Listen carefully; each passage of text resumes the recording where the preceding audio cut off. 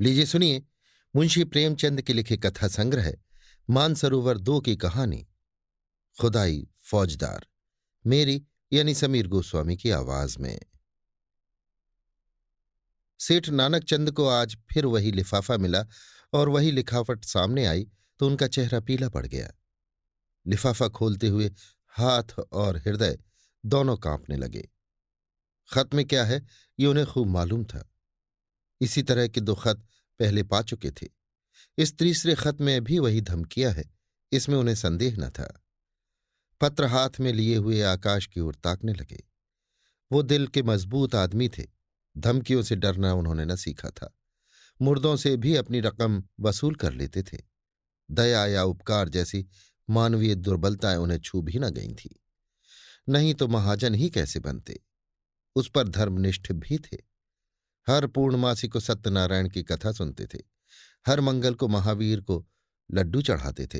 नित्य प्रति जमुना में स्नान करते थे और हर एकादशी को व्रत रखते और ब्राह्मणों को भोजन कराते थे। और इधर जब से घी में करारा नफा होने लगा था, एक धर्मशाला बनवाने की फिक्र में थे। जमीन ठीक कर ली थी। उनके असामियों में सैकड़ों ही थवई और बेलदार थे जो केवल सूद में काम को तैयार थे। इंतजार यही था कि कोई ईंट और चूने वाला फंस जाए और 10-20 हजार का दस्तावेज लिखा ले तो सूद में ईंट और चूना भी मिल जाए। इस धर्मनिष्ठा ने उनकी आत्मा को और भी शक्ति प्रदान कर दी थी। देवताओं के आशीर्वाद और प्रताप से उन्हें कभी किसी सौदे में घाटा नहीं हुआ और भीषण परिस्थितियों में भी वो स्थिरचित्त रहने के आदी थे। किंतु जब से ये धमकियों से भरे हुए पत्र मिलने लगे थे, उन्हें बरबस तरह तरह की शंकाएं व्यथित करने लगी थीं। कहीं सचमुच डाकुओं ने छापा मारा तो कौन उनकी सहायता करेगा। दैवी बाधाओं में तो देवताओं की सहायता पर वो तकिया कर सकते थे, पर सिर पर लटकती हुई तलवार के सामने वो श्रद्धा कुछ काम न देती थी। रात को उनके द्वार पर केवल एक चौकीदार रहता है। अगर 10-20 हथियारबंद आदमी आ जाएं तो वो अकेला क्या कर सकता है।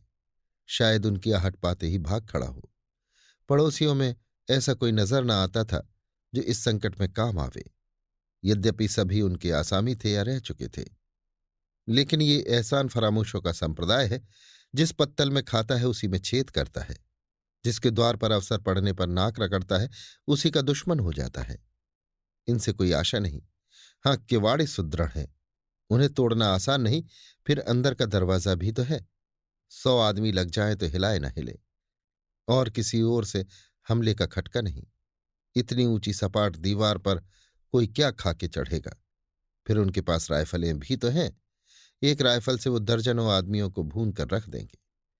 मगर इतने प्रतिबंधों के होते हुए भी उनके मन में एक हूक सी समाई रहती थी। कौन जाने चौकीदार भी उन्हीं में मिल गया हो, खिदमतगार भी आस्तीन के सांप हो गए हों। इसलिए वो अब बहुधा अंदर ही रहते थे और जब तक मिलने वालों का पता ठिकाना न पूछ लें उनसे मिलते न थे। फिर भी 2-4 घंटे तो चौपाल में बैठना ही पड़ता था, नहीं तो सारा कारोबार मिट्टी में न मिल जाता। जितनी देर बाहर रहते थे उनके प्राण जैसे सूली पर टंगे रहते थे। उधर उनके मिजाज में तब्दीली हो गई थी। इतने विनम्र और मिष्टभाषी वो कभी न थे। गालियां तो क्या किसी से तू तकार भी न करते। सूद की दर भी कुछ घटा दी थी, लेकिन फिर भी चित्त को शांति न मिलती थी। आखिर कई मिनट तक दिल को मजबूत करने के बाद उन्होंने पत्र खोला और जैसे गोली लग गई। सिर में चक्कर आ गया और सारी चीजें नाचती हुई मालूम हुई। सांस फूलने लगी, आंखें फैल गईं। लिखा था, तुमने हमारे दोनों पत्रों पर कुछ भी ध्यान न दिया।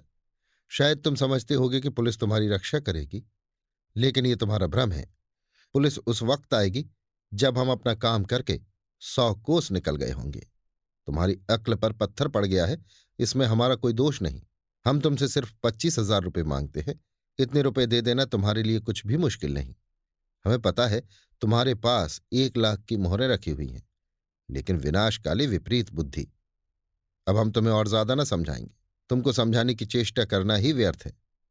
आज शाम तक अगर रुपए ना आ गए तो रात को तुम्हारे ऊपर धावा होगा। अपनी हिफाजत के लिए जिसे बुलाना चाहो बुला लो।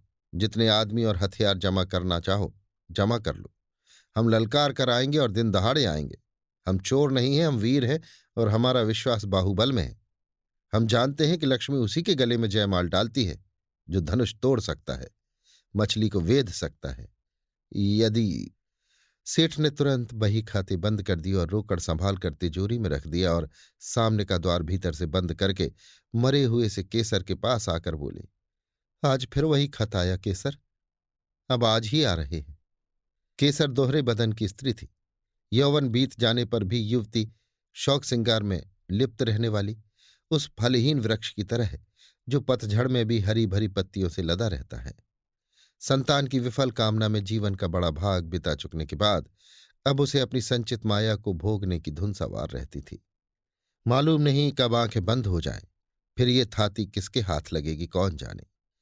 इसलिए उसे सबसे अधिक भय बीमारी का था, जिसे वो मौत का पैगाम समझती थी और नित्य ही कोई न कोई दवा खाती रहती थी। काया के इस वस्त्र को उस समय तक उतारना न चाहती थी जब तक उसमें एक तार भी बाकी रहे। बाल बच्चे होते तो वो मृत्यु का स्वागत करती, लेकिन अब तो उसके जीवन ही के साथ अंत था। फिर क्यों ना वो अधिक से अधिक समय तक जिए। हाँ, वो जीवन निरानंद अवश्य था, उस मधुर ग्रास की भांति जिसे हम इसलिए खा जाते हैं कि रखे रखे सड़ जाएगा। उसने घबरा कर कहा, मैं तुमसे कब से कह रही हूं कि 2-4 महीनों के लिए यहां से कहीं भाग चलो, लेकिन तुम सुनते ही नहीं। आखिर क्या करने पर तुले हुए हो। सेठ जी सशंक तो थे और ये स्वाभाविक था। ऐसी दशा में कौन शांत रह सकता था, लेकिन वो कायर नहीं थे। उन्हें अब भी विश्वास था कि अगर कोई संकट आ पड़े तो वो पीछे कदम न हटाएंगे। जो कुछ कमजोरी आ गई थी वो संकट को सिर पर मंडराते देख भाग गई थी।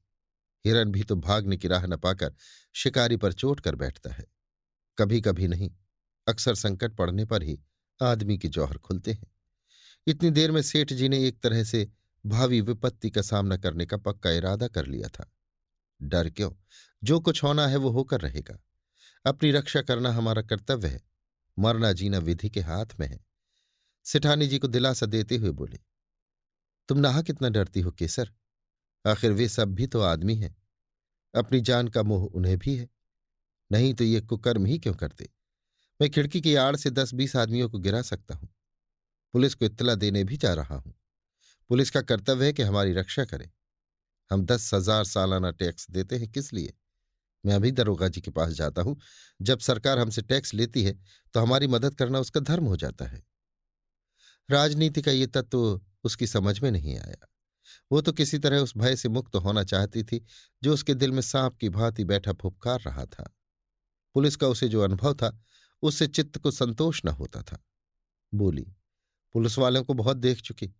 वारदात के समय तो उनकी सूरत नहीं दिखाई देती, जब वारदात हो चुकती है तब अलबत्ता शान के साथ आकर रौब जमाने लगते हैं। पुलिस तो सरकार का राज चला रही है, तुम क्या जानो।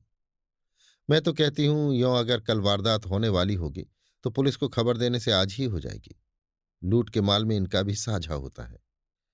जानता हूं, देख चुका हूं और रोज देखता हूं, लेकिन मैं सरकार को 10,000 का सालाना टैक्स देता हूं। पुलिस वालों का आदर सत्कार भी करता रहता हूं। अभी जाड़ों में सुपरिंटेंडेंट साहब आए थे तो मैंने कितनी रसद पहुंचाई थी। एक पूरा कनस्तर घी और एक शक्कर की पूरी बोरी भेज दी थी। ये सब खिलाना पिलाना किस दिन काम आएगा। हाँ, आदमी को 16 आने दूसरों के भरोसे न बैठना चाहिए। इसलिए मैंने सोचा है तुम्हें भी बंदूक चलाना सिखा दूं। हम दोनों बंदूकें छोड़ना शुरू करेंगे तो डाकुओं की क्या मजाल है कि अंदर कदम रख सके। प्रस्ताव हास्यजनक था। केसर ने मुस्कुराकर कहा, हाँ और क्या, अब आज मैं बंदूक चलाना सीखूंगी। तुमको जब देखो हंसी ही सूझती है। इसमें हंसी की क्या बात है। आजकल तो औरतों की फौजें बन रही हैं। सिपाहियों की तरह औरतें भी कवायद करती हैं, बंदूक चलाती हैं, मैदानों में खेलती हैं। औरतों के घर में बैठने का जमाना अब नहीं है। विलायत की औरतें बंदूक चलाती होंगी, यहां की औरतें क्या चलाएंगी। हाँ, हाथ भर की जबान चाहे चला ले। यहाँ की औरतों ने बहादुरी के जो काम किए हैं उनसे इतिहास के पन्ने भरे पड़े हैं। आज दुनिया उन वृतांतों को पढ़कर चकित हो जाती है। पुराने जमाने की बातें छोड़ो, तब औरतें बहादुर रही होंगी। आज कौन बहादुरी कर रही हैं। वाह, अभी हजारों औरतें घर बार छोड़कर हंसते हंसते जेल चली गई। ये बहादुरी नहीं थी। अभी पंजाब में हरनाथ कुंवर ने अकेले 4 सशस्त्र डाकुओं को गिरफ्तार किया और लाट साहब तक ने उसकी प्रशंसा की। क्या जाने वे कैसी औरतें हैं। मैं तो डाकुओं को देखते ही चक्कर खाकर गिर पड़ूंगी। उसी वक्त नौकर ने आकर कहा, सरकार, थाने से 4 कांस्टेबल आए हैं, आपको बुला रहे हैं। सेठ जी प्रसन्न होकर बोले, थानेदार भी हैं? नहीं सरकार, अकेले कांस्टेबल हैं। थानेदार क्यों नहीं आया? ये कहते हुए सेठ जी ने पान खाया और बाहर निकले। सेठ जी को देखते ही चारों कांस्टेबलों ने झुककर सलाम किया, बिल्कुल अंग्रेजी कायदे से, मानो किसी अपने अफसर को सैल्यूट कर रहे हों। सेठ जी ने उन्हें बेंचों पर बैठाया और बोले, दरोगा जी का मिजाज तो अच्छा है, मैं तो उनके पास आने वाला था। चारों में जो सबसे प्रौढ़ था, जिसकी आस्तीन पर कई बिल्ले लगे हुए थे, बोला, आप क्यों तकलीफ करते हैं? वो तो खुद ही आ रहे थे, पर एक बड़ी जरूरी तहकीकात आ गई, इससे रुक गए। कल आपसे मिलेंगे। जब से यहाँ डाकुओं की खबरें आई हैं, बेचारे बहुत घबराए हुए हैं। आपकी तरफ हमेशा उनका ध्यान रहता है। कई बार कह चुके हैं कि मुझे सबसे ज्यादा फिक्र सेठ जी की है।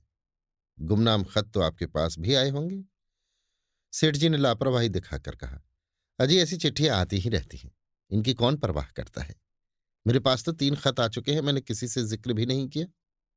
कांस्टेबल हंसा, दरोगा जी को खबर मिली थी। सच? हाँ साहब, रत्ती रत्ती भर खबर मिलती रहती है। यहां तक मालूम हुआ है कि कल आपके मकान पर उनका धावा होने वाला है। जभी तो आज दरोगा जी ने मुझे आपकी खिदमत में भेजा। मगर वहां कैसे खबर पहुंची? मैंने तो किसी से कहा ही नहीं। कांस्टेबल ने रहस्यमय भाव से कहा, हुजूर ये न पूछें।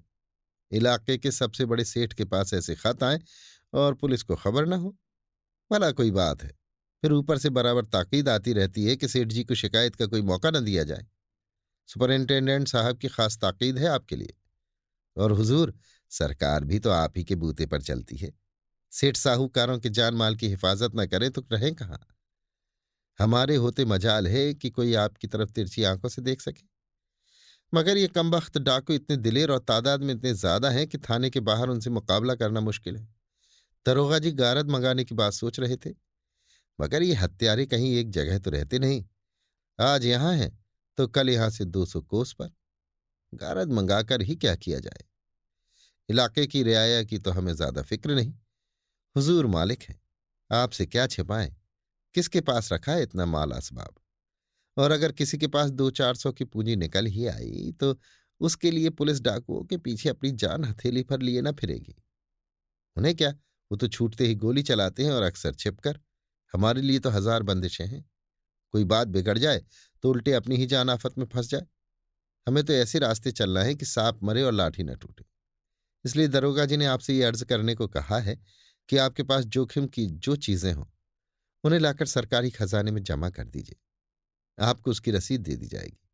ताला और मुहर आप ही की रहेगी। जब ये हंगामा ठंडा हो जाए तो मंगवा लीजिएगा। इससे आपको भी बेफिक्री हो जाएगी और हम भी जिम्मेदारी से बच जाएंगे। नहीं खुदा ना करे कोई वारदात हो जाए तो हुजूर को तो जो नुकसान हो वो तो हो ही, हमारे ऊपर भी जवाबदेही आ जाए। और ये जालिम सिर्फ माल असबाब लेकर ही तो जान नहीं छोड़ते, खून करते हैं, घर में आग लगा देते हैं, यहां तक कि औरतों की बेइज्जती भी करते हैं। हुजूर तो जानते हैं, होता है वही जो तकदीर में लिखा है। आप इकबाल वाले आदमी हैं, डाकू आपका कुछ नहीं बिगाड़ सकते। सारा कस्बा आपके लिए जान देने को तैयार है। आपका पूजा पाठ धर्म कर्म खुदा खुद देख रहा है। ये उसी की बरकत है कि आप मिट्टी भी छू लें तो सोना हो जाए। लेकिन आदमी भरसक अपनी हिफाजत करता है। हुजूर के पास मोटर है ही, जो कुछ रखना हो उस पर रख दीजिए। हम 4 आदमी आपके साथ हैं, कोई खटका नहीं। वहां 1 मिनट में आपको फुर्सत हो जाएगी। पता चला है कि इस गोल में 20 जवान हैं। 2 तो बैरागी बने हुए हैं, 2 पंजाबियों के भेष में घुसे और अलवान बेचते फिरते हैं। इन दोनों के साथ 2 बहंगी वाले भी हैं। 2 आदमी बलूचियों के भेष में छुरियां और ताले बेचते हैं। कहाँ तक गिनाऊं हुजूर, हमारे थाने में तो हर एक का हुलिया रखा हुआ है। खतरे में आदमी का दिल कमजोर हो जाता है और वो ऐसी बातों पर विश्वास कर लेता है जिन पर शायद होश हवास में न करता। जब किसी दवा से रोगी को लाभ नहीं होता तो हम दुआ ताबीज ओझों और सयानों की शरण लेते हैं, और वहां तो संदेह करने का कोई कारण ही न था।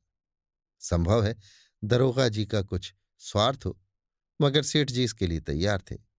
अगर 200-400 बल खाने पड़े तो कोई बड़ी बात नहीं। ऐसे अवसर तो जीवन में आते ही रहते हैं, और इस परिस्थिति में इससे अच्छा दूसरा क्या इंतजाम हो सकता था। बल्कि इसे तो ईश्वरीय प्रेरणा समझना चाहिए। माना उनके पास 2-2 बंदूकें हैं, कुछ लोग मदद करने के लिए निकल ही आएंगे, लेकिन है जान जोखिम। उन्होंने निश्चय किया दरोगा जी की इस कृपा से लाभ उठाना चाहिए। इन्हीं आदमियों को कुछ दे दिलाकर सारी चीजें निकलवा लेंगे। दूसरों का क्या भरोसा, कहीं कोई चीज उड़ा दें तो बस। उन्होंने इस भाव से कहा मानो दरोगा जी ने उन पर कोई विशेष कृपा नहीं की है, वो तो उनका कर्तव्य ही था। मैंने यहाँ ऐसा प्रबंध किया था कि यहाँ वो सब आते तो उनके दांत खट्टे कर दिए जाते। सारा कस्बा मदद के लिए तैयार था। सभी से तो अपना मित्र भाव है, लेकिन दरोगा जी की तजवीज मुझे पसंद है। इससे वो भी अपनी जिम्मेदारी से बरी हो जाते हैं और मेरे सिर से भी फिक्र का बोझ उतर जाता है।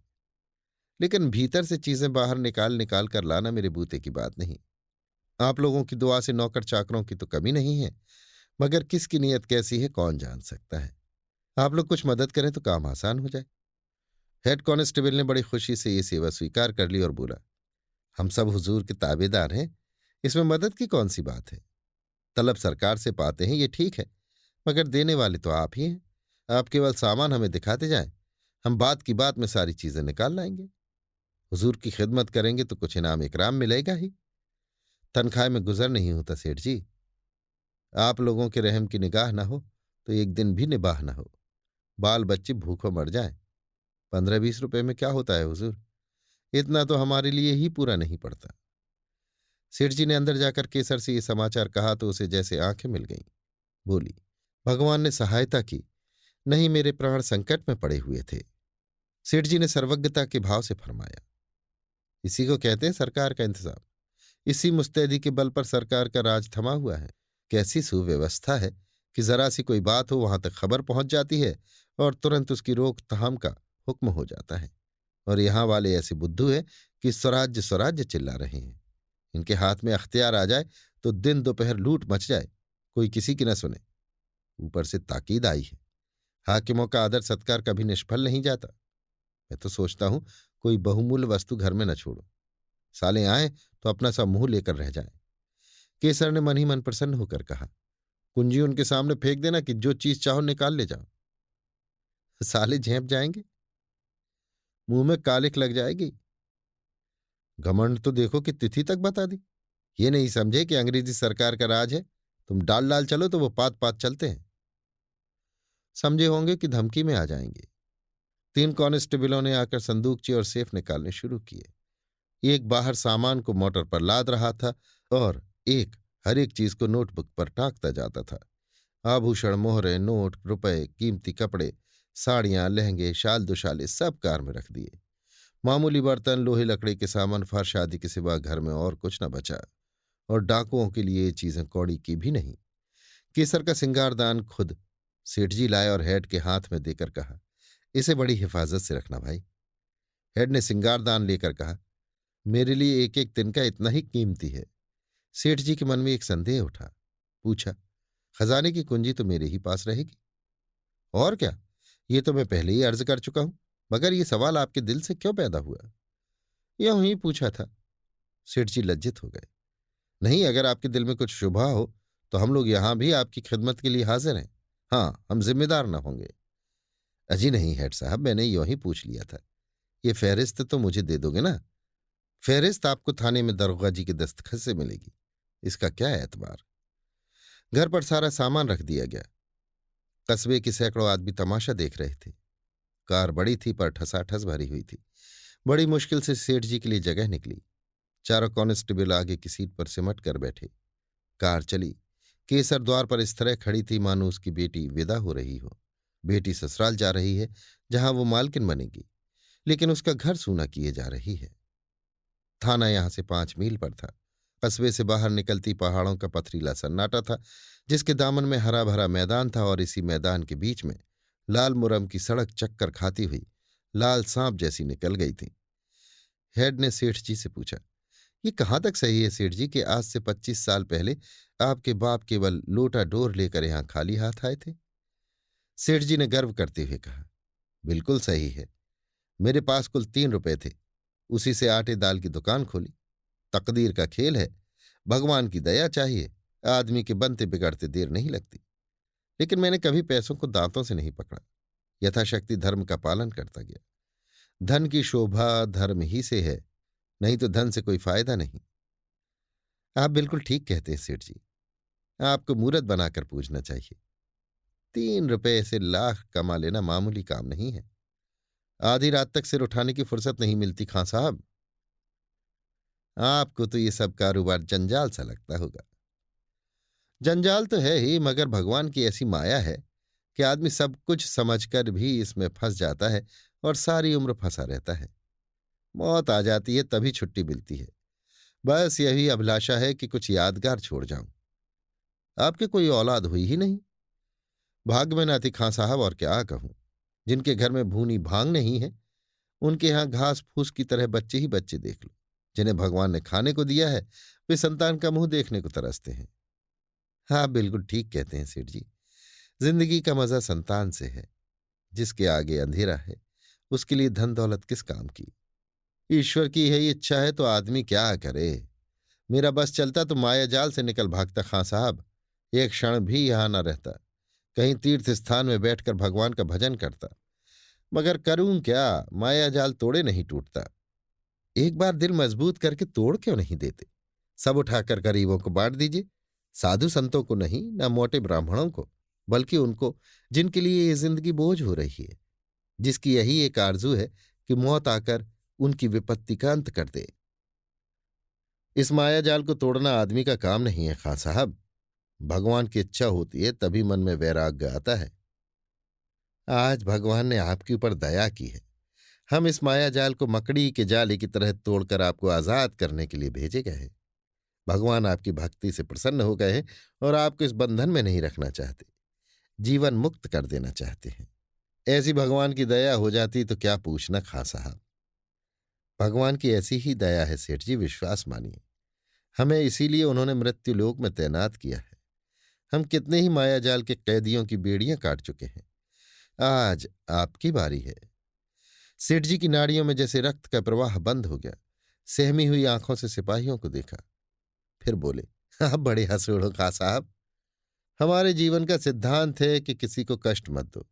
लेकिन ये रुपए वाले कुछ ऐसी औंधी खोपड़ी के लोग हैं कि जो उनका उद्धार करने आता है उसी के दुश्मन हो जाते हैं। हम आपकी बेड़ियां काटने आए हैं, लेकिन अगर आपसे कहें कि ये सब जमा जथा और लता पता छोड़कर घर की राह लीजिए, तो आप चीखना चिल्लाना शुरू कर देंगे। हम लोग वही खुदाई फौजदार हैं जिनके इत्तलाई खत आपके पास पहुंच चुके हैं। सेठ जी मानो आकाश से पाताल में गिर पड़े। सारी ज्ञानेंद्रियों ने जवाब दे दिया और इसी मूर्छा की दशा में वो मोटर कार से नीचे ढकेल दिए गए और गाड़ी चल पड़ी। सेठ जी की चेष्टा जाग पड़ी। बदहवास गाड़ी के पीछे दौड़े। हुजूर, सरकार, तबाह हो जाएंगे, दया कीजिए, घर में एक कौड़ी भी नहीं है। हेड साहब ने खिड़की से बाहर हाथ निकाला और 3 रुपए जमीन पर फेंक दिए। मोटर की चाल तेज हो गई। सेठ जी सिर पकड़कर बैठ गए और विक्षिप्त नेत्रों से मोटर कार को देखा, जैसे कोई शव स्वर्गारोही प्राण को देखे। उनके जीवन का स्वप्न उड़ा चला जा रहा था। अभी आप सुन रहे थे मुंशी प्रेमचंद के लिखे कथा संग्रह मानसरोवर 2 की कहानी खुदाई फौजदार, मेरी यानी समीर गोस्वामी की आवाज में।